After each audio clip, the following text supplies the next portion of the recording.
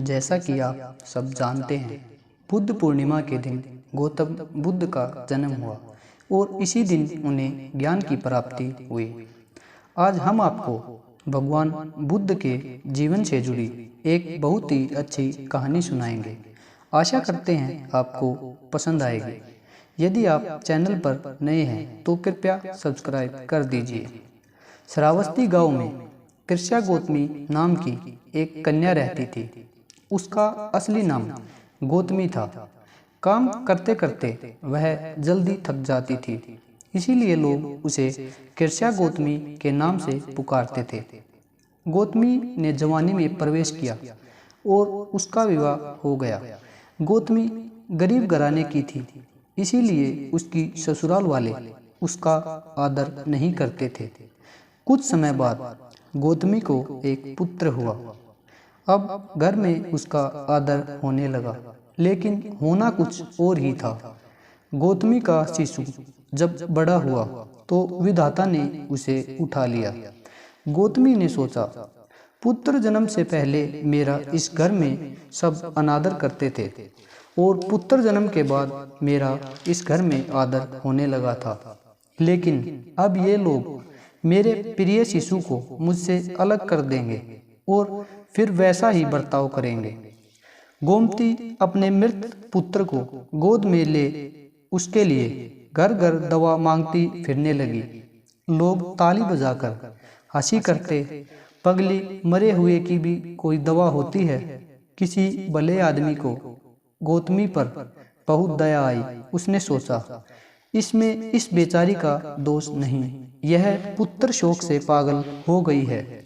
उसने कहा, बहन, इसकी दवा बुद्ध भगवान को छोड़कर और किसी के पास नहीं है, आप उनके पास चली जाइए।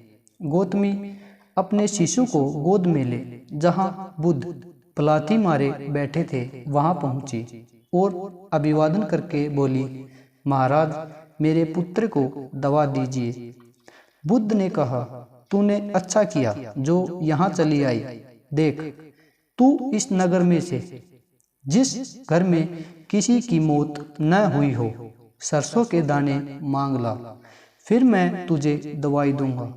भगवान की बात सुनकर गौतमी प्रसन्न हुई और सरसों के दाने लेने के लिए चल दी।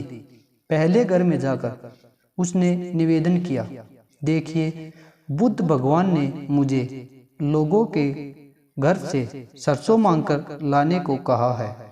आप लोग सरसों देने की कृपया करें। गौतमी के ये सब सुनकर एक आदमी झट से सरसों के दाने ले आया और गौतमी को देने लगा। गौतमी ने पूछा, पहले यह बताइए कि इस घर में किसी की मौत तो नहीं हुई है। यह सुनकर लोग आश्चर्य से कहने लगे, गौतमी, यह तू क्या कह रही है? यहाँ कितने आदमी मर चुके हैं, इसका कोई हिसाब है? गौतमी, तो मैं आपके सरसों के दाने नहीं लूंगी।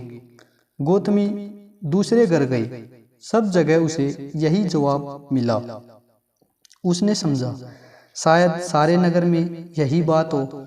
उसे एकदम ध्यान आया कि भगवान बुद्ध ने शायद जानबूझकर ही मुझे सरसों मांगने के लिए भेजा है। वह शीघ्र ही अपने मृत पुत्र को नगर के बाहर शमशान में ले गई। उसे अपने हाथ में लेकर बोली, प्रिय पुत्र, मैंने समझा था शायद तुम ही अकेले मरने के लिए पैदा हुए हो, लेकिन अब मुझे मालूम हुआ कि मौत सबके लिए है। जो पैदा हुआ है उसे एक न एक दिन अवश्य मरना है। इतना कहकर अपने पुत्र को शमशान में रख वहां से लौट आई। लौटकर गौतमी बुद्ध के पास गई। बुद्ध ने पूछा, गौतमी, सरसों के दाने मिल गए? गौतमी हाथ जोड़कर बोली, भगवान, सरसों नहीं चाहिए। जो आप मुझे समझाना चाहते थे मैं समझ गई। जो इस धरती पर आया है उसे अवश्य ही जाना है।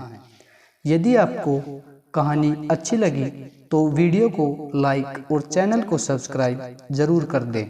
धन्यवाद।